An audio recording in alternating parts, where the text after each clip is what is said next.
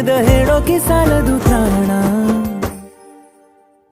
ಸಖಿಯೇ ಸಖಿಯೇ ಮಾತನಾಡೋದು ಹೇಗಂತ ಹೇಳಿಕೊಡು. ಸಖಿಯೇ ಸಖಿಯೇ ನನ್ನ ಕಣ್ಣನ್ನ ನೀನಾಗೆ ಓದಿ ಬಿಡು. ಸಖಿಯೇ ಸಖಿಯೇ ಮಾತನಾಡೋದು ಹೇಗ